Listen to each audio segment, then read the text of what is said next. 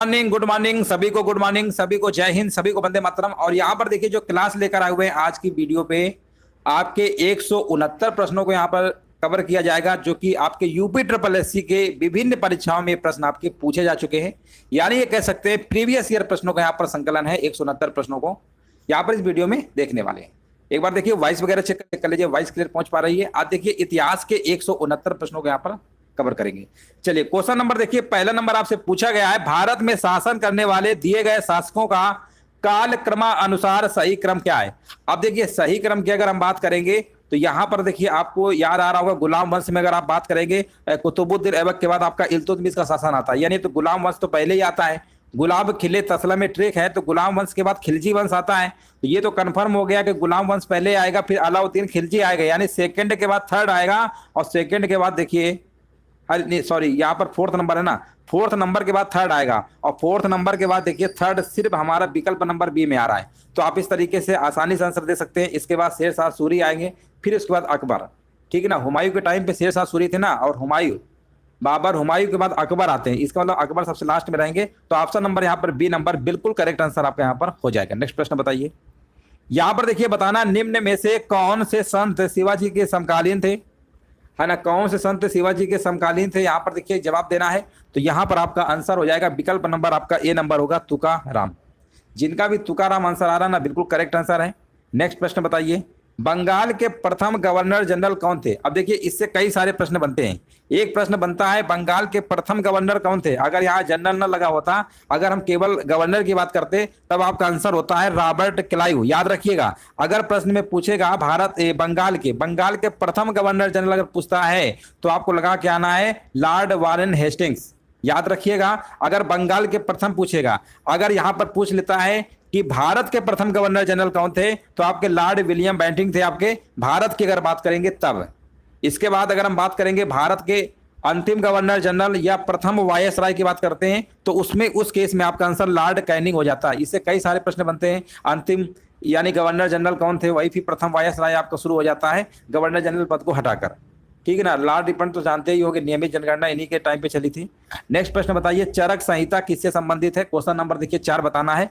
चरक संहिता जो संबंधित है आपके चिकित्सा संबंधित है। आंसर आपका यहाँ पर जाएगा विकल्प नंबर बी के साथ। नेक्स्ट प्रश्न बताइए, यहाँ पर देखिए पूछा गया निम्न में से कौन सा जोड़ा आपका सही नहीं है। तो देखिए यहाँ पर अगर हम कलिंग युद्ध की बात करेंगे, बिल्कुल सही दिया हुआ है। 78 में आपका शक संवत की शुरुआत हुई थी, है ना, ये भी बात आपकी सही है। और यहाँ पर लिखा हुआ है 622 में मुस्लिम युग की, यहाँ पर 1709 में नहीं, यहाँ पर 1707 होना चाहिए था। औरंगजेब की मृत्यु 1707 में हुई थी। तो ऑप्शन नंबर यहाँ पे डी नंबर वाला आपका क्या है, सही आपका सुमेलित नहीं है। नेक्स्ट प्रश्न बताइए। और यहाँ पर देखिए बताना, निम्नलिखित में से किस क्रम में भारत आए। तो देखिए यहाँ पर चीनी यात्री आपके हुएन सांग और फायान, थॉमस रोज सबसे बाद में आते हैं जहांगीर के टाइम पे। तो ये तो कंफर्म हो गया, फर्स्ट वाला लास्ट में आएगा सबसे। तो आप ऑप्शन इसी तरीके देख सकते हैं, थॉमस रोज सबसे बाद में आएगा ना। अब यहाँ पर देख सकते हैं फायान पहले आएगा, हुएन सांग इसके बाद में आए थे। हुएन सांग हर्षवर्धन के शासनकाल में आए थे। फायान जो है चंद्रगुप्त विक्रमादित्य के काल में आए थे, यानी चंद्रगुप्त द्वितीय को ही चंद्रगुप्त विक्रमादित्य कहते हैं। समुद्रगुप्त के बेटे का नाम था, समुद्रगुप्त के पिता का क्या नाम था, चंद्रगुप्त प्रथम नाम था। नेक्स्ट प्रश्न बताइए, सिराजुद्दौला किस युद्ध में अंग्रेजों से पराजित हुआ था, है ना। क्वेश्चन नंबर देखिए 7 नंबर का कमेंट करना है। तो ये आपके हुए थे प्लासी युद्ध, 23 जून 1757 में हुआ था। याद रखिएगा 23 जून 1757 डेट याद रखिएगा, है ना। प्लासी युद्ध में, बक्सर का युद्ध आपका 1764 में आपका होता है, ठीक है ना। चलिए आगे बढ़ते हैं। इनमें से कौन हड़प नीति का कट्टर समर्थक था, 8 नंबर का। तो यहाँ पर आपका हो जाएगा लॉर्ड डलहौजी। नेक्स्ट प्रश्न बताइए, भारतीय इतिहास में धनवंतरी कौन थे। 9 नंबर का देखिए जवाब देना है। ये देखिए सब एग्जाम की पूछे हुए।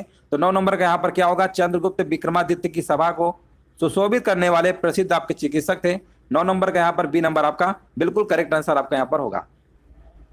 नेक्स्ट प्रश्न बताइए, मौर्यकालीन भारत के विवरण वाली इंडिका के लेखक थे। 10 नंबर का यहाँ पर क्या होगा, तो मेगास्थनीज, है ना। ये प्रश्न बहुत बार पूछा गया है। हिंदू विधवा पुनर्विवाह 1856 जिसे लॉर्ड यहाँ पर लिखा हुआ पारित किया गया था, ये किसके द्वारा पारित किया गया था, तो लॉर्ड कैनिंग के द्वारा पारित किया गया था। अब ये भी प्रश्न बनता है कि किसके टाइम पे, तो लॉर्ड कैनिंग थे भारत के अंतिम गवर्नर जनरल और भारत के प्रथम वायसराय, दोनों कह सकते हैं। अंतिम गवर्नर जनरल के बाद प्रथम वायसराय आपके आ जाते हैं। ऑप्शन नंबर यहाँ पर क्या होगा, सी नंबर आपका बिल्कुल करेक्ट आंसर आपका यहाँ पर होगा। नेक्स्ट प्रश्न बताइए। 1891 में बीएम मालाबारी के प्रयासों को तब फल मिला जब सहमति की उम्र अधिनियम को पारित किया गया, जिसके अनुसार रिक्त स्थान वर्ष से कम की बालिका को विवाह का प्रतिबंध था। 12 नंबर का देखिए यहाँ पर बताया जा रहा है 12 वर्ष, है ना, बिल्कुल सही है। हाँ 12 ईयर्स होगा। नेक्स्ट प्रश्न बताइए। 1795 और 1804 के बंगाल विनियमन अधिनियमों ने क्या घोषित किया था। क्वेश्चन नंबर देखिए 13 नंबर को बताना है। तो ये किया था आपका कन्या हत्या को अवैध, याद रखिएगा, कन्या हत्या को अवैध घोषित किया था। नेक्स्ट प्रश्न बताइए। यहां पर देखिए आपसे पूछा गया है हंटर आयोग ने किसके विकास पर अधिक बल दिया। हंटर आयोग ने, है ना, ये दिया था आपका प्राथमिक शिक्षा पर दिया था, प्राथमिक शिक्षा पर अधिक बल दिया गया था। 14 नंबर का यहाँ पर आपका ए नंबर बिल्कुल करेक्ट आंसर आपका यहाँ पर होगा। भारत में यातायात व्यवस्था यानी ट्रैफिक सिस्टम की शुरुआत का श्रेय किसको जाता है। ये किसको जाता है, ये जाता है आपका ब्रिटिश शासकों को जाता है। आंसर जाएगा विकल्प नंबर बी के साथ। सर्वप्रथम महलवाड़ी प्रणाली कहां पर लागू की गई, है ना, यहाँ पर देखिए 16 नंबर का जवाब देना है। तो देखिए महलवाड़ी की अगर हम बात करेंगे तो यहाँ पर आपका आंसर क्या होगा। देखिए महलवाड़ी जो आपकी है ना, ये आपकी यूपी, एमपी और पंजाब में लागू की गई थी। 1833 में लागू की गई थी, 1833 में। अब यहाँ पर यूपी आंसर दिया गया, यही मार दीजिए, एमपी और पंजाब में भी लागू किया गया था। ये भू राजस्व की प्रणाली हुआ करती थी उस समय, 30% भूभाग पर लागू किया गया था। तो यहाँ पर आंसर आपका होगा। अगर यहाँ पर एक और प्रश्न बनता है रैयतवाड़ी, रैयतवाड़ी जो है ना वो आपका मद्रास हो जाता है, मद्रास के 12 महल जिले में लागू की गई थी रैयतवाड़ी। अगर रैयतवाड़ी पूछे तो आंसर लगाइएगा डी नंबर, अगर मालवाड़ी पूछेगा तो यूपी मार दीजिएगा। नेक्स्ट प्रश्न बताइए। भारत के governor general Lord William Bentinck ने सती प्रथा को 1829, बिल्कुल करेक्ट आंसर दिया गया है। स्वामी दयानंद सरस्वती ने किस शहर में पहली बार 1875 में आर्य समाज की स्थापना किया था। आर्य समाज की स्थापना किया था बॉम्बे में किया था, याद रखिएगा। ऑप्शन नंबर आपका ए नंबर यहाँ पे बिल्कुल करेक्ट आंसर आपका होगा। अलीगढ़ मुस्लिम विश्वविद्यालय की स्थापना किसने की थी। 19 नंबर का देखिए कमेंट करना है। हाँ मुनरो रीड बिल्कुल सही है। यहाँ पर देखिए 19 नंबर का भी जवाब हमारे बीच आ गया, सैयद अहमद खान बताया जा रहा, जो कि बिल्कुल करेक्ट आंसर। 28 में ब्रह्म समाज की स्थापना निम्नलिखित में से, है ना, यहाँ पर किसके द्वारा की गई थी। यहाँ पर देखिए आपको राइट आंसर बताइए क्या होगा 20 नंबर में। तो 20 नंबर में देखिए यहाँ पे राइट आंसर क्या होगा, यहाँ का हो जाएगा ए नंबर, राजा राम मोहन राय, बिल्कुल करेक्ट आंसर आपका है। नेक्स्ट प्रश्न बताइए। ब्रह्म समापन, देखिए एक ही प्रश्न को कितनी बार पूछा जा रहा है, राजा राम मोहन राय। नेक्स्ट प्रश्न है रिक्त स्थान है भारत में राजनीतिक सुधारों के लिए आंदोलन शुरू करने वाले भारतीय नेता कौन थे। तो उन नेता का नाम था राजा राम मोहन राय। नेक्स्ट प्रश्न है आर्य समाज की सरस्वती ने किया था। 23 नंबर का यहाँ पर क्या होगा, सी नंबर राइट आंसर आपका होगा। रामकृष्ण मिशन का मुख्यालय कहां पर स्थित है। 24 नंबर का देखिए कमेंट करना है। तो ये आपका है बेलूर मठ में है, बेलूर मठ में। ऑप्शन नंबर यहाँ पर क्या होगा, सी नंबर, बिल्कुल करेक्ट आंसर दिया गया है। 24 नंबर का यहाँ पर सी नंबर बिल्कुल राइट आंसर आपका यहाँ पर होगा। नेक्स्ट प्रश्न बताइए। स्वामी विवेकानंद के द्वारा 1897 में यहाँ पर बताइए शुद्धि आंदोलन शुरू किया गया था, तत्वबोधिनी सभा की स्थापना हुई थी, है ना। यहाँ पर देखिए बताइए रामकृष्ण, देखिए रामकृष्ण मिशन की स्थापना हुई थी, जो कि बिल्कुल राइट आंसर है। नेक्स्ट प्रश्न बताइए। यहाँ पर देखिए पूछा गया में विश्व धर्म संसद 1893 में स्वामी विवेकानंद ने हिंदू धर्म के बारे में विस्तार से बताया, कहां पर बताया था। ये बताया था आपका शिकागो में बताया था। आंसर जाएगा विकल्प नंबर बी के साथ। नेक्स्ट प्रश्न है हड़प्पा काल का इनमें से कौन सा नगर 3 भागों में विभाजित था। 3 भागों में विभाजित था, कई बार हमने कराया, धौलावीरा। यहाँ पे आंसर क्या होगा, राइट आंसर आपका यहाँ पर हो जाएगा धौलावीरा, धौलावीरा यहाँ पर बिल्कुल करेक्ट आंसर आपका यहाँ पर होगा। नेक्स्ट प्रश्न बताइए। मोहनजोदड़ो शब्द का अर्थ क्या होता है। ये भी हमने बहुत बार बताया, ये होता है मृतकों का टीला यानी mound of the dead. Option जाएगा बी के साथ। नेक्स्ट प्रश्न बताइए। सिंधु घाटी सभ्यता के बारे में इनमें से कौन सा कथन आपका क्या है, सही दिया गया है, सत्य है ना। यहाँ पर बताइए कौन सा सत्य है। तो यहाँ पर देखिए पहला विकल्प लिखा हुआ है, सिंधु लोग कपास का उत्पादन करने वाले पहले थे, बिल्कुल बात सही बोली गई है, और यही वाला विकल्प आपको टिक कर देना है। नेक्स्ट प्रश्न बताइए। हड़प्पा सभ्यता के एक हिस्से लोथल की खुदाई, है ना, किसने किया था। लोथल की खुदाई जो है किसने किया था, 30 नंबर का बताना है। तो ये किया था आपका SR राव। ऑप्शन जाएगा विकल्प नंबर सी के साथ, बिल्कुल सही जवाब दिया गया है। सिंधु सभ्यता में घोड़े की अस्थियों का अवशेष कहां पर मिला है। देखिए 31 नंबर कमेंट करना है, ये कहां पर मिला है। ये मिला है आपका सूर्यकोटदा में मिला, याद रखिएगा। घोड़े की अस्थियों का अवशेष कहां पर देखने को मिले हैं, सूर्यकोटदा। नेक्स्ट प्रश्न है निम्नलिखित में से कौन सा सिंधु घाटी की सभ्यता से संबंधित स्थल इनमें से नहीं है। 32 नंबर में देखिए यहाँ पर कालीबंगन भी है, रोपड़ भी है, लोथल भी है, पाटलिपुत्र थोड़ा है। ऑप्शन नंबर यहाँ पर क्या होगा, 32 नंबर का यहाँ पर सी नंबर बिल्कुल करेक्ट आंसर आपका यहाँ पर होगा। नेक्स्ट प्रश्न है, उपनयन समारोह से क्या तात्पर्य है? उपनयन समारोह से क्या तात्पर्य है? तो याद रखिए कि ये आपका है, बच्चे को पवित्र जनेऊ धारण कराया जाता है। बच्चे को क्या है, जनेऊ, पवित्र जनेऊ धारण कराया जाता है, उसको हम बोलते हैं उपनयन समारोह। नेक्स्ट प्रश्न बताइए, सत्यमेव जयते महाकाव्य कहां से उद्धृत है? ये भी प्रश्न हमने बहुत बार कराया है। 34 नंबर का मुंडक उपनिषद से। ऑप्शन नंबर जाएगा सी के साथ। वेदों के गद्य प्रकरण क्या कहलाते हैं? 35 नंबर के देखिए कमेंट करना है। वेदों के जो गद्य प्रकरण है उन्हें हम ब्राह्मण कहते हैं। ऑप्शन जाएगा विकल्प नंबर बी के साथ। निम्नलिखित में से कौन सा ज्ञान के सिद्धांत पर बल देता है? कौन सा ज्ञान के सिद्धांत पर बल देता है? 36 नंबर का यहाँ पर जवाब क्या होगा? तो यहाँ पर आंसर हो जाएगा उपनिषद, बिल्कुल सही जवाब है। ऋग्वेद में निम्नलिखित में से किस देवता की सर्वाधिक महत्ता का वर्णन किया गया है? ऋग्वेद में 37 का अंदर आंसर यहाँ पर क्या होगा? यहाँ पर बताया जा रहा है इंद्र की, बिल्कुल सही जवाब है। सबसे प्राचीन वेद भी आपका ऋग्वेद है। अब देखिए नेक्स्ट प्रश्न पूछ भी लिया गया है, प्राचीनतम वेद कौन सा है? तो ऋग्वेद आपका यहाँ पर बिल्कुल करेक्ट आंसर आपका यहाँ पर होगा। निम्नलिखित में से किस भारतीय पुरातन ग्रंथ में अपराध और अपराधी का जिक्र देखने को मिलता है? 39 नंबर बताइए क्या होगा? ये अर्थशास्त्र में भी देखने को मिलता है, मनुस्मृति में भी मिलता है, न्याय मीमांसा में भी मिलता है। इसका मतलब आंसर जाएगा विकल्प नंबर डी के साथ। नेक्स्ट प्रश्न बताइए, मनुष्य जीवन का सर्वोत्तम ध्येय है, ध्येय है कैवल्य, जिसका क्या अर्थ होता है? कैवल्य का अर्थ बताइए क्या होता है? 40 नंबर का यहाँ पर बताया जा रहा है इच्छाओं पर विजय प्राप्त करना, बिल्कुल सही जवाब है। 40 नंबर का यहाँ पर विकल्प जाएगा आपका सी नंबर के साथ। जैन धर्म के देखिए यहाँ पर बताना है तीर्थकर अंतिम कौन थे, यानी 24वें नंबर के आपके थे, और 24वें नंबर के थे आपके महावीर स्वामी थे, अंतिम भी थे। 41 का जाएगा सी नंबर के साथ। पहले जैन तीर्थकर कौन थे? पहले की अगर हम बात करेंगे 42 नंबर, तो ऋषभ देव थे आपके, है ना, ऋषभ देव थे आपके। नेक्स्ट प्रश्न बताइए, जैन धर्म में 3 रत्न दिए जाते हैं और उन्हें निर्वाण का मार्ग भी कहा जाता है, वे कौन कौन से हैं? वे कौन कौन से आपको बताना है। तो यहाँ पर देखिए सही विश्वास है, सही ज्ञान है और सही आचरण है। आंसर जाएगा विकल्प नंबर डी के साथ। नेक्स्ट प्रश्न बताइए, अशोक का सिंह चतुर्भुज स्तंभ शीर्ष, यहाँ पर एक स्थान है में एक स्तंभ पर था। 44 नंबर का क्या होगा? तो ये आपका होगा सारनाथ, सारनाथ होगा। यहाँ पे राइट आंसर क्या होगा? विकल्प नंबर जाएगा डी नंबर के साथ, बिल्कुल करेक्ट आंसर दिया गया। अशोक के प्रधान शिलालेखों में सबसे बड़ा शिलालेख कौन सा है? अगर देखिए सबसे बड़ा शिलालेख की बात करेंगे तो यहाँ पर आपका 13वां अभिलेख है आपका, वैसे तो टोटल 14 है लेकिन सबसे बड़ा 13वां ही है, और इसी में कलिंग युद्ध का देखने को आपको मिलता है ना। ऑप्शन नंबर यहाँ पर सी नंबर होगा। अशोक के आक्रमण के दौरान कलिंग की राजधानी कौन सी थी? देखिए कलिंग की राजधानी यहाँ पर पूछा गया 46 नंबर, यहाँ पर आंसर होगा तोसाली, बिल्कुल सही है। आंसर आएगा जाएगा विकल्प नंबर डी के साथ, 46 नंबर का डी। देव नाम प्रिय नाम से नाम किसे दिया गया था? यहाँ पर देखिए बताइए 47 का, तो ये दिया गया था आपका अशोक को दिया गया था। सम्राट अशोक का कौन सा शिलालेख कलिंग पर उनके विजय का उल्लेख करता है? देखिए अभी हमने चर्चा किया था, है ना, कलिंग के बारे में बताया था, 13वां शिलालेख जो कि सबसे बड़ा शिलालेख है। अशोक के कौन से शिलालेख में ब्राह्मी लिपि का प्रयोग नहीं किया गया था? कौन से यहाँ पर नहीं किया गया था? 49 नंबर बताइए। तो 49 नंबर में देखिए यहाँ पर आपका शहबाजगढ़ी में नहीं किया गया था, बाकी सारनाथ, धौली ये सब में हुआ है। ऑप्शन नंबर यहाँ पर जाएगा बी नंबर के साथ। नेक्स्ट प्रश्न बताइए, निम्नलिखित में से मौर्य कला का सर्वोत्तम प्रतिमान कौन सा है? मौर्य कला का यहाँ पर बताइए सर्वोत्तम प्रतिमान कौन सा है? 50 नंबर, यहाँ पर आपका हो जाएगा स्तंभ। तो आंसर यहाँ पर क्या होगा? 50 नंबर का ए नंबर है आपका, स्तंभ होगा। चलिए नेक्स्ट प्रश्न बताइए, निम्नलिखित में से कौन सा अशोक के साम्राज्याधीन नहीं था?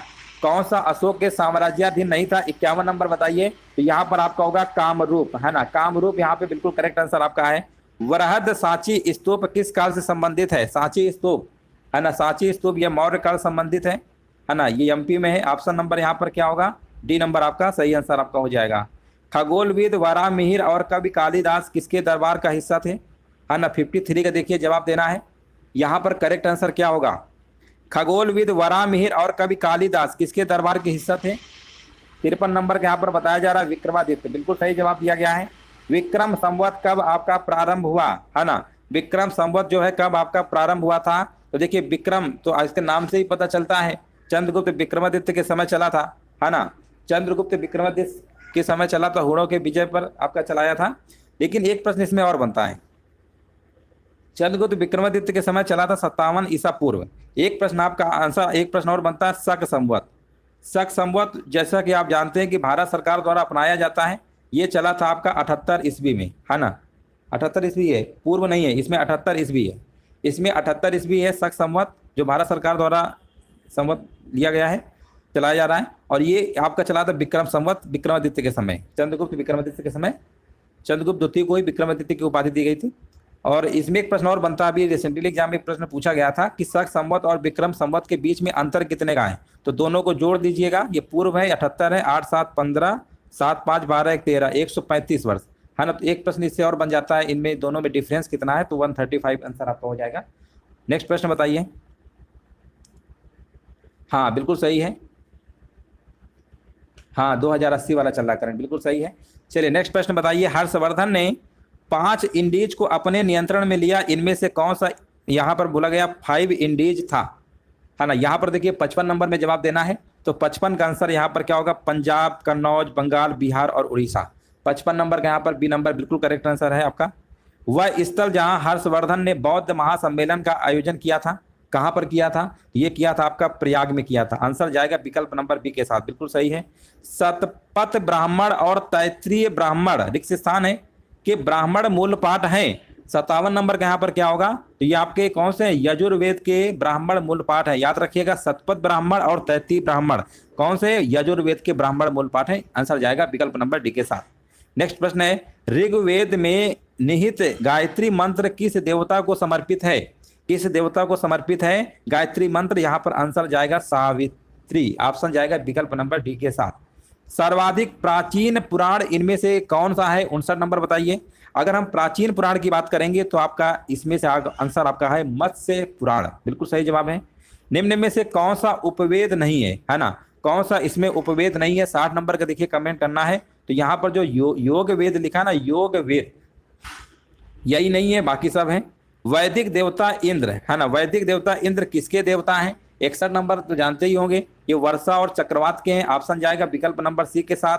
गौतम बुद्ध ने धम्म चक्र पतन सूत्र यानी धर्म चक्र प्रवर्तन जिसे कहते हैं, इनका उपदेश कहाँ पर दिया गया था, ये उपदेश दिया था सारनाथ में दिया था, याद रखिएगा सारनाथ। नेक्स्ट प्रश्न बताइए, उस स्थान का नाम बताइए जहां बौद्धों की मान्यता के अनुसार गौतम बुद्ध ने अपनी मृत्यु के बाद महापरिनिर्वाण प्राप्त किया। आंसर जाएगा विकल्प नंबर यहाँ पर बी के साथ, कुशीनगर। पाली में बौद्ध ग्रंथों को आमतौर पर त्रिपिटक यानी 3 फोल्ड बास्केट कहा जाता है, 3 फोल्ड बास्केट कहा जाता है। इनमें से कौन सा त्रिपिटकों में से नहीं है, 64 नंबर का यहाँ पर जवाब क्या होगा, तो देखिए अधिधम्म पिटक, सुप्त विनय, ये है। उपासाका पिटक नहीं। ऑप्शन नंबर यहाँ पे सी आपका बिल्कुल करेक्ट आंसर आपका यहाँ पर होगा। 64 नंबर का यहाँ पर आपका सी नंबर सही है। त्रिपिटक निम्नलिखित में से किससे संबंधित है, 65 नंबर बताइए। तो ये आपका बौद्धों संबंधित है, अभी कराया जस्ट इसके पहले। नेक्स्ट प्रश्न है, भगवान बुद्ध की 200 फीट कांस्य, यहाँ पर 200 फीट ऊंची कांस्य प्रतिमा स्थापित करने का निर्णय कहाँ पर लिया गया है, तो ये आपका लिया गया है, ये आपका कुशीनगर में लिया गया था, है ना। प्रश्न आपका थोड़ा सा पुराना है। नेक्स्ट प्रश्न बताइए, बुद्ध को महापरिनिर्वाण कहाँ पर प्राप्त हुआ था। देखिए महापरिनिर्वाण यानी उनकी मृत्यु कहाँ पर हुई थी, कुशीनगर। ऑप्शन नंबर यहाँ पर बी नंबर होगा, 67 नंबर का यहाँ पर बी नंबर होगा। किस स्मारक में गौतम बुद्ध ने दुनिया के लिए बौद्ध धर्म के अपने दिव्य ज्ञान का प्रचार किया था, दिव्य ज्ञान का प्रचार किया था, 68 नंबर बताइए। 68 नंबर का यहाँ पर होगा महाबोधि मंदिर समूह, हाँ बिल्कुल सही है। ज्ञान प्राप्त करने के बाद गौतम बुद्ध को किस रूप में जाना जाने लगा, है ना, किस रूप में जाना जाने लगा, बुद्ध के रूप में। बोध गया एक महत्वपूर्ण बौद्ध तीर्थ केंद्र क्यों है, यहाँ पर देखिए आपको बताना है। बोध गया इसलिए क्योंकि गौतम बुद्ध को यहीं पर ज्ञान प्राप्त हुआ था। क्या प्राप्त हुआ था, ज्ञान प्राप्त हुआ था। ऑप्शन नंबर यहाँ पर बी नंबर बिल्कुल करेक्ट आंसर आपका यहाँ पर होगा। बुद्ध ने अपना पहला उपदेश कहाँ पर दिया था, सारनाथ में दिया था, है ना, सारनाथ में यहाँ पर दिया था। आंसर आपका बी नंबर बिल्कुल सही आंसर आपका हो जाएगा। हाँ, इनका जन्म किस नदी किनारे हुआ था, कमेंट करके जरूर बताइएगा। गौतम बुद्ध का जन्म किस नदी किनारे हुआ था। बौद्धों के लिए उत्तर प्रदेश में स्थित सारनाथ क्यों महत्वपूर्ण है, 72 नंबर बताइए। तो यहाँ पर आपका हो जाएगा ज्ञान प्राप्त करने के बाद, ज्ञान प्राप्त करने के बाद भगवान बुद्ध ने सारनाथ में अपना पहला उपदेश दिया था, जो कि बात बिल्कुल सही है। निरंजना नदी बिल्कुल सही है, ये भी एग्जाम में एक बार अभी रिसेंटली पूछा गया था, किस नदी किनारे। कन्नौज से पूर्व हर्षवर्धन कहाँ का शासक था, है ना। हर्षवर्धन की देखिए बात करेंगे ह्वेनसांग जो है हर्षवर्धन के शासन काल में आए थे, ये भी आपको याद रखना है, चीनी यात्री थे आपके ह्वेनसांग। अब लेकिन प्रश्न आपसे पूछा गया कन्नौज से पूर्व हर्षवर्धन कहाँ का शासक था, तो कहाँ का शासक था, ये थानेश्वर के थे, ऑप्शन नंबर डी होगा। 12वीं शताब्दी के आरंभ में दिल्ली पर किसका शासन था, 74 नंबर, ये आपके थे तोमर वंश का था, तोमर वंश, बिल्कुल सही जवाब है, 74 नंबर का ए नंबर सही होगा। नेक्स्ट प्रश्न बताइए, 74 के बाद चलिए 76 नंबर बताइए, 75 नंबर प्रश्न लग रहा है गायब हो गया। चलिए 76 नंबर बताइए, निम्न में से कौन से वंश ने भारत के दक्षिण भाग पर शासन नहीं किया, है ना, कौन से वंश ने दक्षिण भारत, यहां पर बताइए, भारत के दक्षिण भाग पर शासन नहीं किया है, तो 76 नंबर का होगा आपका राजपूत, बिल्कुल सही जवाब है। पाल साम्राज्य भारत के किस हिस्से से संबंधित है ना, यहां पर देखिए 77 नंबर बताइए, पाल साम्राज्य भारत के किस हिस्से से संबंधित है, 77 का आपका होगा पूर्वी। नेक्स्ट प्रश्न है, पाल वंश का पहला शासक कौन था, 78 नंबर बताइए, पाल वंश का पहला शासक आपका था गोपाल, ये भी प्रश्न हमने बहुत बार कराया है। लौह और रक्त की नीति किसने अपनाई, याद रखिएगा ये भी प्रश्न कई बार पूछा गया, लौह और रक्त की जो नीति अपनाई गई थी बलबन के द्वारा, ऑप्शन नंबर यहाँ पर क्या होगा, ए नंबर, बिल्कुल करेक्ट आंसर आपका होगा। किसके शासन काल में इब्न बतूता भारत आया था, बताइए, 80 नंबर का यहाँ पर जवाब क्या होगा, इब्न बतूता कहाँ का निवासी था, है ना, ये आपको कमेंट में बताना है। और आपसे पूछा गया किसके शासन काल में आया था, तो मोहम्मद बिन तुगलक, मोहम्मद बिन तुगलक, बिल्कुल सही जवाब है। नेक्स्ट प्रश्न बताइए, भारत पर तैमूर ने किस वर्ष आक्रमण किया था, 81 नंबर बताइए, तो ये किया था आपका 1398 में, बिल्कुल सही है, मोरक्को का निवासी था, बिल्कुल बात सही है, इब्न बतूता। किसके शासक, देखिए ये सब प्रश्न है कहीं ना कहीं बन ही जाते हैं और कई बार कराते रहते तो आपको तो काफी याद ही अच्छे से हो गया होगा। किस शासक ने भारत में तुगलक वंश की नींव रखी थी, 82 नंबर बताइए, तो 82 का होगा गयासुद्दीन तुगलक, बिल्कुल सही है। दिल्ली में अलाउद्दीन खिलजी के शासन काल की अवधि क्या थी, देखिए अलाउद्दीन खिलजी के शासन काल की अवधि पूछी गई है, 83 नंबर, यहाँ पर बताया जा रहा है 1296 से लेकर 1316, बिल्कुल सही जवाब है। नेक्स्ट प्रश्न बताइए, खिज्र खान निम्नलिखित में से किस राजवंश से संबंधित था, खिज्र खान की अगर हम बात करेंगे तो ये आपके संबंधित थे, सैयद वंश से संबंधित है, 84 नंबर का सी, बिल्कुल सही है। अमीर खुसरो जिन्हें कव्वाली का पिता एवं भारत का तोता भी कहा जाता है, किसके दरबार में दरबारी कवि थे, 85 नंबर, ये आपके थे अलाउद्दीन खिलजी, याद रखिएगा अलाउद्दीन खिलजी, बिल्कुल सही है। भारत में सिकंदर लोदी का शासनकाल जो था कब से कब तक था, ये था आपका 1489 से था, याद रखिएगा 14 से 89 से लेकर 1517 के बीच में था। अलाउद्दीन खिलजी के द्वारा बनाया गया प्रसिद्ध अलाई दरवाजा ये कहां पर स्थित है, अलाई दरवाजा कहां पर स्थित है, भारत की राजधानी नई दिल्ली में स्थित है, ऑप्शन नंबर यहां पर बी नंबर, बिल्कुल करेक्ट आंसर आपका यहां पर होगा। दिल्ली में कुतुब मीनार दुनिया का सबसे ऊंचा ईंट का बना मीनार है, इनमें से कौन से राजा ने इसके निर्माण में योगदान नहीं दिया है, बताइए कुतुब मीनार में किसने योगदान नहीं दिया है, 88 नंबर के यहाँ पर बताया जा रहा है अलाउद्दीन खिलजी ने नहीं दिया है, बाकी सब आपके दिए थे, है ना, बिल्कुल सही है। मुगल काल से गुलाम वंश से संबंधित है ना, कुतुबुद्दीन ऐबक इल्तुतमिश फिरोज शाह तुगलक, अलाउद्दीन खिलजी ने नहीं दिया था, बिल्कुल सही है। यहाँ पर बताइए तारीख, तारीख आप फिरोज शाही के लेखक हैं, 89 नंबर बताइए, तो यहाँ पर आपका होगा जियाउद्दीन बरनी, बिल्कुल सही जवाब है, ऑप्शन नंबर आपका ए नंबर राइट आंसर है। तारीख आप फिरोज शाही के लेखक कौन है, जियाउद्दीन बरनी। निम्नलिखित में से कौन दिल्ली सल्तनत के इतिहास का लेखक नहीं था, दिल्ली सल्तनत की बात हो रही है, तो यहाँ पर जो आपका लिखा हुआ है ना अब्बास खां शेरवानी, यही नहीं थे, बाकी सब आपके हैं। जियाउद्दीन बन्नी भी थे, अमीर खुसरो भी थे, मिनज उस सिराज भी थे, ऑप्शन नंबर आपका ए नंबर सही है। किस मुगल बादशाह ने इलाहाबाद को अपनी राजधानी बनाया, 91 नंबर का देखिए कमेंट करना है, किस मुगल बादशाह ने इलाहाबाद को अपनी राजधानी बनाया, 91 नंबर का यहाँ पर कमेंट आ चुका है, शाह आलम, बिल्कुल सही जवाब है। 91 नंबर का यहाँ पर क्या होगा, बी नंबर, बिल्कुल करेक्ट आंसर आपका यहाँ पर होगा। प्रारंभ में अकबर का संरक्षक कौन था, है ना, यहाँ पर देखिए अकबर का संरक्षक कौन था, 92 नंबर बताइए, तो बैरम खान थे, कौन थे, बैरम खान, बिल्कुल सही जवाब है। हुमायूं की दुर्घटना से आकस्मिक मृत्यु के उपरांत उनके बेटे अकबर को कहाँ मुगल सिंहासन पर बैठाया गया, देखिए यहाँ पर जब मृत्यु हो जाती है उसके उनके बेटे अकबर को कहाँ मुगल सिंहासन पर बैठाया गया था, 93 नंबर का यहाँ पर बताया जा रहा है काला नौर, है ना, बिल्कुल सही है, 93 का सी नंबर बिल्कुल सही है। निम्नलिखित यहाँ पर बताइए किस सम्राट के शासन काल में भारत का पहला मुद्रा रुपया, है ना, पहला मुद्रा रुपया मुद्रित मतलब यहाँ पर हुआ था, 94 का यहाँ पर शेर शाह सूरी, बिल्कुल सही आंसर है। थॉमस रो मुगल सम्राट जहांगीर से किस किले में मिला था, थॉमस रो जो है मुगल सम्राट जहांगीर से किस किले में मिला था, 95 का यहाँ पर आपको होगा अजमेर के किले मिले थे। ऑप्शन नंबर यहाँ पे डी नंबर बिल्कुल सही है। इनमें से किसने भूमि मापांकन की व्यवस्था जो है प्रारंभ की? भूमि मापांकन की जो व्यवस्था है प्रारंभ किया गया था किसके द्वारा? ये किया गया था आपका शेर शाह सूरी के द्वारा। इनमें से किसने अकबर की धार्मिक नीति की आलोचना की है? 97, तो ये किया है आपकी अकबर की धार्मिक नीति की बदायूनी ने किया है। आंसर जाएगा सी नंबर के साथ। इनमें से कौन सा मुगल सम्राट अनपढ़ था? देखिए बहुत बार हमने प्रश्न कराया है। अकबर जो थे आपके मुगल सम्राट अनपढ़ थे, आपके ए नंबर होगा। मुगल काल में पुलिस बल के मुखिया को क्या कहा जाता था? 99 का देखिए कमेंट करना है। तो ये कहा जाता था कोतवाल। क्या कहा जाता था? कोतवाल। निम्नलिखित में से किस मुगल शासक ने अंत तोगत्वा मेवाड़ के शासक महाराणा प्रताप सिंह के पुत्र राणा अमर सिंह से एक समझौता किया? 100 नंबर का देखिए कमेंट करना है। तो ये किया था आपका किस मुगल शासक ने? जहांगीर, है ना, जहांगीर ने किया था। देखिए सिखों के जो 5वें गुरु थे अर्जुन देव, है ना, जहांगीर ने ही मरवा दिया था। नेक्स्ट प्रश्न बताइए, जलालुद्दीन मोहम्मद किस नाम से प्रसिद्ध हैं? 101 नंबर का देखिए कमेंट करना है। तो जलालुद्दीन मोहम्मद जो है ना, ये अकबर के नाम से प्रसिद्ध है। ऑप्शन नंबर यहाँ पर बी नंबर आपका सही होगा। ताजमहल के सुलेखक कैलीग्राफर ने 1648 ईस्वी में इसकी रचना की और पूरा किया।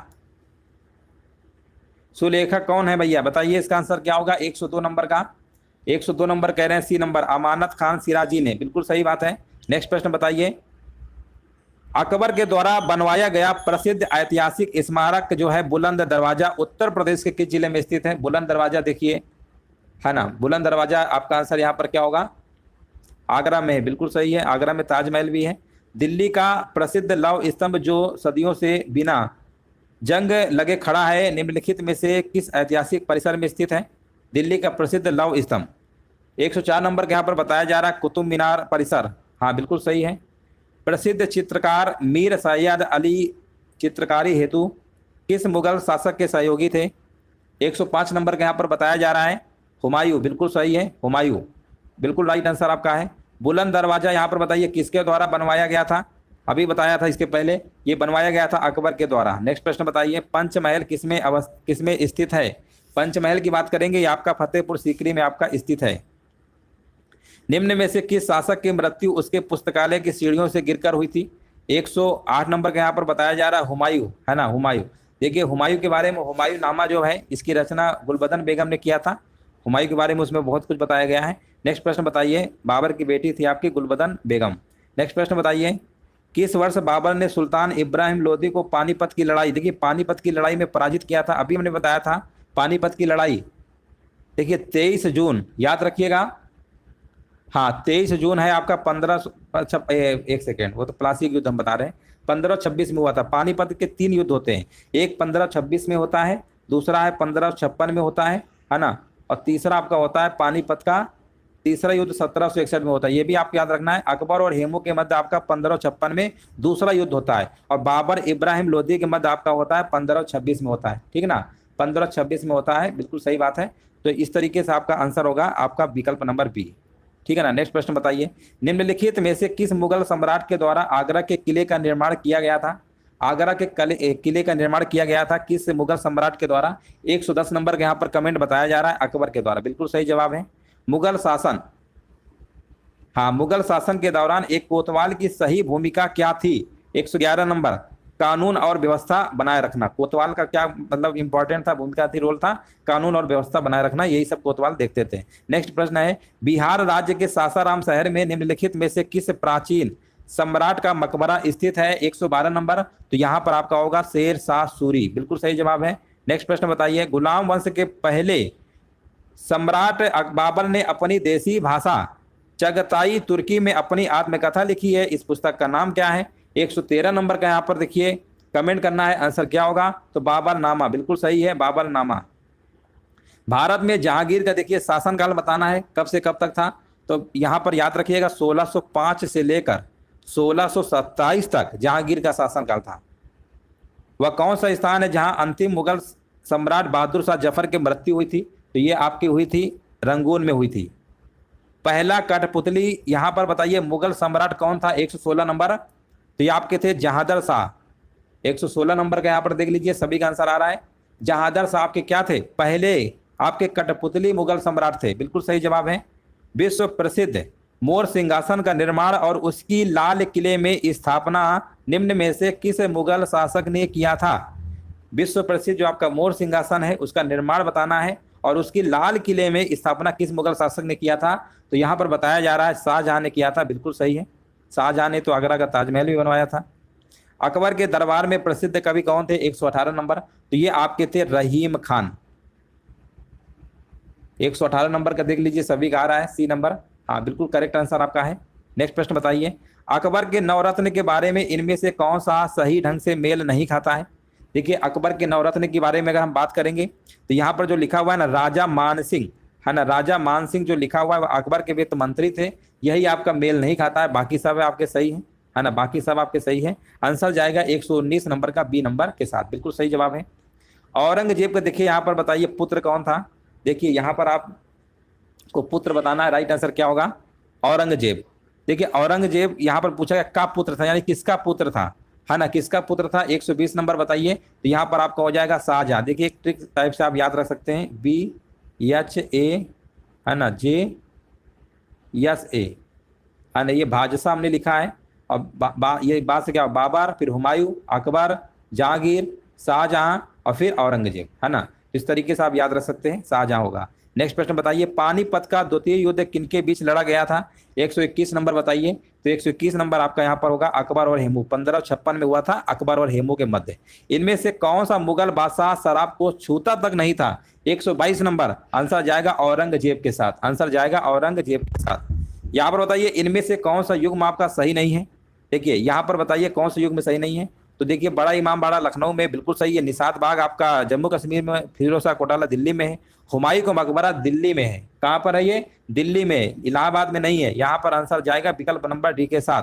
आईना आई अकबरी किसने लिखा है? आईना आई अकबरी किसने लिखा है? 124 नंबर बताइए। तो ये लिखा गया है आपका अबुल फजल के द्वारा, आंसर जाएगा विकल्प नंबर सी नंबर के साथ। निम्न में से कौन सा यहाँ पर लिखा हुआ सुमेलित नहीं है? देखिए बाबरनामा की बात करेंगे तो आप तो कहेंगे सही है, बाबर है। अब देखिए हुमायूं नामा भी हमने बताया था, ये हुमायूं के द्वारा नहीं लिखा गया, ये गुलबदन बेगम। अब गुलबदन बेगम के बारे में बताया था, ये बाबर की तो बेटी थी, है ना, बाबर की बेटी थी। और हुमायूं क्या कह सकते हैं, हुमायूं के मान लीजिए सौतेले भाई थे आपके, है ना, भाई थे आपके। चलिए आगे बढ़ते हैं। हुमायूं नामा के लेखक कौन थे? है ना, गुलबदन बेगम जो कि बाबर की बेटी थी। अकबर नामा के प्रसिद्ध यहाँ पर बताइए लेखक कौन थे? 127 का बताना है। तो यहाँ पर आपका होगा अबुल फजल, आत्मकथा है ये। नेक्स्ट प्रश्न बताइए, अकबर ने अपने दरबारी संगीतज्ञ के रूप में किसे नियुक्त किया था? 128 नंबर का देखिए बताना है। ये आपका किया था तानसेन को, मियां तानसेन को नियुक्त किया था अकबर ने अपने दरबारी संगीतज्ञ में। नेक्स्ट प्रश्न बताइए, निम्नलिखित में से किसके शासनकाल में मुगलों और मराठों के बीच द्वंद्व प्रारंभ हुआ? 129 नंबर यहाँ पर बताइए क्या होगा? तो ये हुआ था किसके शासनकाल में? औरंगजेब के। आंसर जाएगा विकल्प नंबर डी के साथ। मुगलों और मराठों के बीच द्वंद्व प्रारंभ हुआ था औरंगजेब के शासनकाल में। निम्नलिखित में से कौन सा एक कथन शिवाजी के विषय में असत्य है? यहाँ पर बताइए कौन सा असत्य बताया गया है?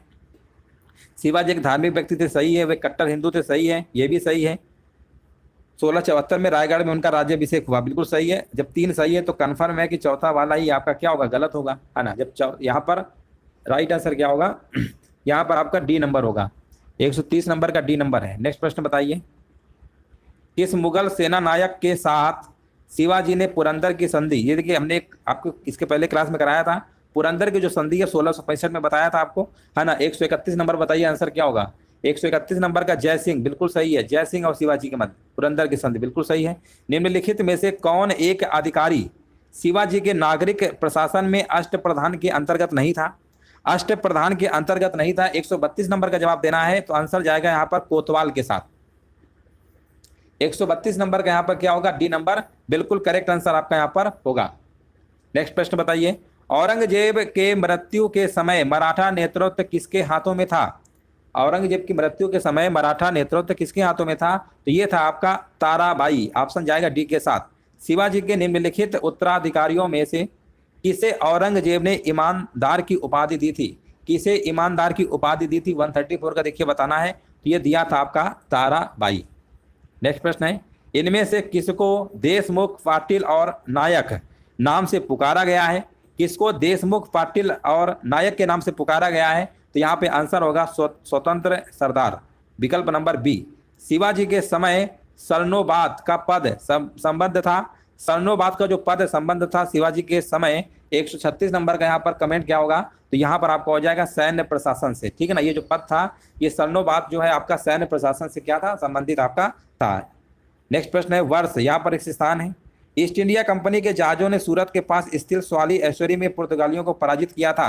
137 का आंसर होगा 1612 में, ठीक है ना। यहाँ पर आंसर क्या होगा, 1612 यहाँ पर बिल्कुल करेक्ट आंसर आपका यहाँ पर होगा।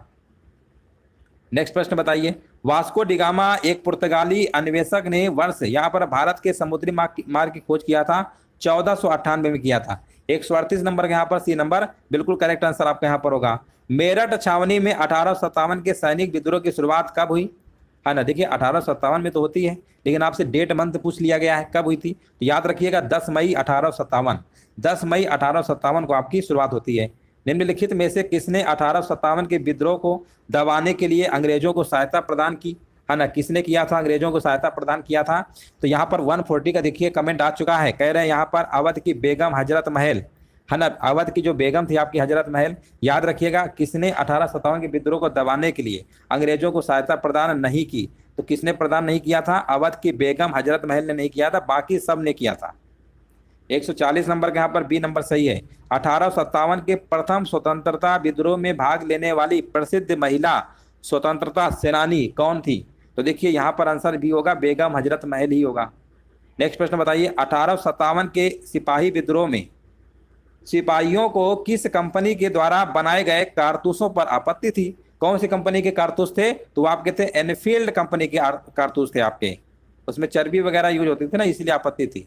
नेक्स्ट प्रश्न बताइए, निम्न में से किन्होंने 1857 के सिपाही विद्रोह को विद्रोह नहीं कहा है। 1857 के जो सिपाही विद्रोह हुआ उसको विद्रोह नहीं कहा है, किसने नहीं कहा है, ये किसने नहीं कहा है, ये कार्ल मार्क्स ने नहीं कहा है। ऑप्शन नंबर यहाँ पर क्या होगा, बी नंबर बिल्कुल करेक्ट आंसर आपका यहाँ पर होगा। नेक्स्ट प्रश्न बताइए, यहाँ पर पूछा गया 1857 के विद्रोह के प्रसिद्ध नेताओं में से एक तात्या टोपे को अंग्रेजों ने 1859 में कहां पर फांसी दी थी। ये कहां पर फांसी दिया था, ये दिया था आपका शिवपुरी में दिया था। तात्या टोपे, इनका मूल नाम क्या था, आत्माराम पांडुरंग, और इनको कहां पर मतलब फांसी दी जाती है, शिवपुरी में दिया जाता है। ऑप्शन जाएगा बी के साथ। नेक्स्ट प्रश्न है, सिपाही विद्रोह किस वर्ष हुआ था। आसान प्रश्न है, ये आपका 1857 में हुआ था। 1857 क्रांति की बात हो रही है, तो 1857 में स्टार्ट हुआ था। नेक्स्ट प्रश्न बताइए, यहाँ पर पूछा गया रिक्त स्थान है में ब्रिटिश सरकार ने भारत में सरकार की संरचना में कुछ सुधारों की घोषणा की, जिन्हें मार्ले मिंटो यानी सुधार के रूप में जाना जाता था। 146 का आंसर होगा 1919। मार्ले मिंटो की अगर हम बात करेंगे तो यहाँ पर होगा 1909, ठीक है ना। अगर हम मानते हो मार्ले मिंटो सही तो है, 1909 यहाँ पर बिल्कुल करेक्ट आंसर आपका होगा।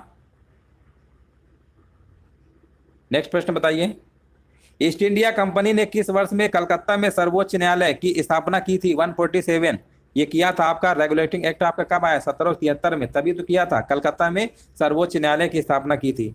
नेक्स्ट प्रश्न बताइए, भारत में पहली रेलगाड़ी किस वर्ष में, कब और किनके मध्य चली थी। तो देखिए बंबई और ठाणे के मध्य चली थी, 1853 में चली थी, है ना। उस समय लॉर्ड डलहौजी का शासनकाल चल रहा था। ऑप्शन नंबर यहाँ पर क्या होगा, सी नंबर होगा। सी नंबर आ रहा है सभी का, देख लीजिए। अगला प्रश्न बताइए, भारत में पहली जनगणना किस वर्ष में हुई थी, है ना। पहली जनगणना की बात हो रही है, और पहली तो आपकी हुई थी 1872 में हुई थी। वो अलग बात है, 1881 में आपकी नियमित जनगणना शुरू हो जाती है लॉर्ड रिपन के टाइम पे, लेकिन ये लॉर्ड मेयो के टाइम पे हुई थी पहली जनगणना। ऑप्शन जाएगा विकल्प नंबर बी के साथ। अगर नियमित जनगणना पूछेंगे तब लॉर्ड रिपन आपको लगा के आना है। नेक्स्ट प्रश्न है, 1866 में भारत के संदर्भ में चर्चा करने 10-10 साल के अंतराल में होती थी नियमित जनगणना। नेक्स्ट प्रश्न बताइए, भारत के संदर्भ में चर्चा करने और भारतीय कल्याण को बढ़ावा देने के लिए ब्रिटिश सार्वजनिक अधिकारियों को प्रभावित करने के लिए लंदन में ईस्ट इंडिया एसोसिएशन का आयोजन किसने किया, किसने किया था बताइए। 150 नंबर का जवाब यहाँ पर क्या होगा, तो यहाँ पर आपका हो जाएगा दादा भाई नौरोजी। ऑप्शन नंबर जाएगा ए नंबर के साथ। निम्नलिखित में से कौन सी प्रणाली भारत में ब्रिटिश शासन के दौरान भूमि राजस्व प्रणाली से संबंधित नहीं थी। ये आपकी स्थायी बंदोबस्त जिसे जमींदारी कहते हैं यही संबंधित नहीं थी, बाकी महलवाड़ी, रैयतवाड़ी, दस्तक ये सब आपकी संबंधित थी। 151 नंबर का यहाँ पर आपका 1 सेकेंड, 151 नंबर ये 1 सेकेंड।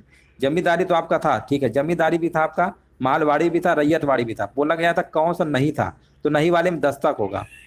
चलिए इसको करेक्ट कर लीजिए, 151 नंबर का सी होगा, है ना। 151 नंबर का यहाँ पर क्या होगा, सी नंबर बिल्कुल करेक्ट आंसर आपका यहाँ पर हो जाएगा। नेक्स्ट प्रश्न बताइए। 151 नंबर का सी होगा, बिल्कुल सही है। 1764 में ब्रिटिश ईस्ट इंडिया कंपनी के द्वारा स्थापित भारत का पहला डाकघर निम्नलिखित में से किस स्थान पर था? 152 नंबर का देखिए बताना है। तो 152 का था आपका बॉम्बे, अब इसका नाम क्या हो गया? मुंबई हो गया है। नेक्स्ट प्रश्न बताइए। दक्षिण भारत के किस राजा ने वर्ष 1741 में कोलाचेल की लड़ाई में डच ईस्ट इंडिया कंपनी को परास्त किया था? 1741 में कोलाचेल की लड़ाई, है ना, यहां पर बताइए राइट आंसर क्या होगा। और यहां पर देखिए 153 का जवाब बताया जा रहा है मार्तंड वर्मा, बिल्कुल सही जवाब है। ऑप्शन नंबर यहाँ पे सी नंबर बिल्कुल करेक्ट आंसर आपका होगा। अंग्रेजों के खिलाफ भारतीय सैनिकों के द्वारा पहला बड़े पैमाने पर विद्रोह यानी वेल्लोर विद्रोह किस वर्ष हुआ था? ये भी प्रश्न कई बार पूछा गया है। वेल्लोर विद्रोह जो आपका स्टार्ट हुआ था कब हुआ था? 154 का आंसर होगा 1806। 1806 में हुआ था। 154 का आंसर यहाँ पर सी नंबर बिल्कुल करेक्ट आंसर आपका यहाँ पर होगा। चलिए नेक्स्ट प्रश्न बताइए। किस वर्ष में ईस्ट इंडिया कंपनी ने रणजीत सिंह के साथ अमृतसर की पहली संधि पर हस्ताक्षर किए थे? तो ये किए थे आपके 1809 में, 1809 में किए थे। 1809 यहाँ पर बिल्कुल करेक्ट आंसर आपका है। बक्सर के युद्ध के बाद, देखिए 1764 में बक्सर का युद्ध होता है, पूछा गया बक्सर के युद्ध के बाद ईस्ट इंडिया कंपनी मुगल सम्राट को प्रतिवर्ष कितने का भुगतान देने के लिए सहमति हो गई थी? तो ये सहमति आपकी हो गई थी 26 लाख, याद रखिएगा 26 लाख का भुगतान करने के लिए सहमति हुई। 156 नंबर का यहाँ पर बी नंबर बिल्कुल करेक्ट आंसर आपका है। निम्नलिखित में से कौन सा पुर्तगाली उपनिवेश नहीं था? पुर्तगाली उपनिवेश की बात करेंगे बंबई, हुगली, चौल, यहाँ मछलीपट्टनम। 157 नंबर का यहाँ पर क्या होगा? सी नंबर बिल्कुल करेक्ट आंसर आपका होगा। भारत में काजू का प्रथम परिचय किन लोगों ने कराया? भारत में काजू का प्रथम परिचय किन लोगों ने कराया? 158 का बताइए यहाँ पर पुर्तगालियों ने, है ना, पुर्तगालियों ने करवाया था। पहली डेनिश कंपनी यहाँ पर बताइए, पहली डेनिश ईस्ट इंडिया कंपनी ने अपना परिचालन किस वर्ष में शुरू किया? किस वर्ष में शुरू किया था? ये किया था आपका 1616 में, 1616 में किया था, याद रखिएगा। 159 नंबर का ए नंबर आपका यहाँ पर बिल्कुल सही है। नेक्स्ट प्रश्न बताइए। बक्सर के युद्ध के बाद यहाँ पर एक स्थान है के नवाब ने इलाहाबाद और कड़ा को मुगल सम्राट को सौंप दिया, जो ब्रिटिश सैनिकों के संरक्षण के अंतर्गत आया था। बताइए इसका आंसर क्या होगा? अवध, है ना, अवध। अवध यहाँ पर आंसर होगा अवध के नवाब ने, ठीक है ना, अवध के नवाब ने। नेक्स्ट प्रश्न बताइए। वास्को डिगामा किस वर्ष कालीकट में उतरा? देखिए प्रश्न भाई कई बार रिपीट हो रहा है। 1498 में आए थे। श्रीरंगपट्टनम का ऐतिहासिक शहर जिसे टीपू सुल्तान और उसके पिता हैदर अली की कब्रों घर माना जाता है, कब्रों का घर माना जाता है, वह निम्नलिखित किस शहर से लगभग 15 किलोमीटर की दूरी पर स्थित है? 162 नंबर का यहाँ पर जवाब क्या होगा? तो यहाँ पर आपका होगा मैसूर। क्या होगा? मैसूर होगा, मैसूर। देखिए टीपू सुल्तान कहाँ का शासक थे? टीपू सुल्तान जो है 1761 में मैसूर गद्दी पे बैठते, मैसूर के शासक थे। ऑप्शन नंबर यहाँ पे सी नंबर आपका सही होगा। ब्रिटिश शासन को भारत से उखाड़ फेंकने के लिए इनमें से किसने फ्रांसीसियों की मदद मांगी थी? किसने फ्रांसीसियों की मदद मांगी थी? तो ये मांगी थी आपकी टीपू सुल्तान ने मानी थी, टीपू सुल्तान ने मानी थी, याद रखिएगा। राइट आंसर आपका यहाँ पर हो जाएगा। कमेंट में बताइएगा कि यहाँ पर टीपू सुल्तान की मृत्यु कब होती है ना, ये आपको कमेंट में बताना है। श्रीरंगपट्टनम की लड़ाई में अंग्रेजों ने किसे पराजित किया? श्रीरंगपट्टनम की लड़ाई में अंग्रेजों ने किसे पराजित किया? तो टीपू सुल्तान, टीपू सुल्तान को किया था, जो कि बिल्कुल सही आंसर है ना, बिल्कुल। देखिए यहाँ पर राइट आंसर दिया गया है, यहाँ पर देखिए आपको बताना है। हाँ नेक्स्ट प्रश्न बताइए। चलिए नेक्स्ट प्रश्न बताइए, यहाँ पर आंसर क्या होगा?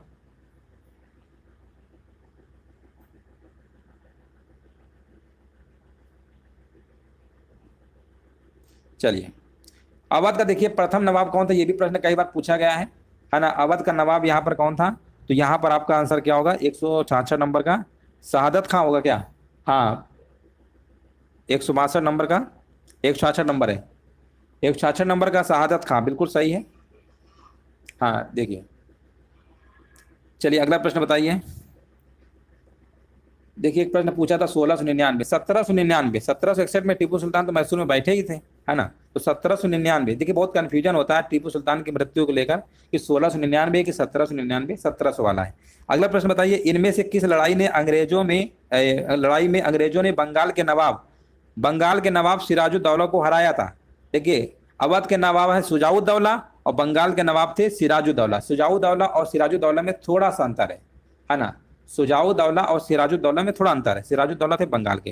हाँ, ये कंफ्यूजन करता है 1699 1799, बहुत कंफ्यूजन करता है ये वाला कि 1600 है कि 1700, इसलिए विशेष ध्यान रखिए। 167 का आंसर बताइए यहाँ पर क्या होगा। तो 167 का आपका 70 और 57 में प्लासी की लड़ाई आपका बिल्कुल करेक्ट आंसर आपका यहाँ पर हो जाएगा। नेक्स्ट प्रश्न बताइए, प्लासी युद्ध कब लड़ा गया था। तो प्लासी युद्ध अभी हमने बताया था 23 जून को लड़ा गया था, 1757 में हुआ था, है ना, 1757 में हुआ था। ऑप्शन नंबर यहाँ पे बी नंबर बिल्कुल सही है। प्लासी की लड़ाई अंग्रेजों और किसके बीच लड़ी गई थी बताइए। प्लासी की जो लड़ाई है ये आपकी अंग्रेजों और सिराजुद्दौला। 169 नंबर का ए नंबर, हाँ बिल्कुल सही है। 169 नंबर का आपका ए नंबर बिल्कुल करेक्ट आंसर आपका यहाँ पर हो जाएगा। तो इस तरीके से आपके 169 प्रश्न जो थे, जो यूपी ट्रिपल एससी में प्रीवियस ईयर में पूछे गए थे, सभी एक साथ हमने आपको कवर कर दिए, जो विभिन्न परीक्षाओं में आपके यूपी ट्रिपल एससी एग्जाम करवाता है। सेशन अच्छा लगा हो तो वीडियो को सभी लोग लाइक शेयर कर दीजिएगा। चलिए, सभी को जय हिंद।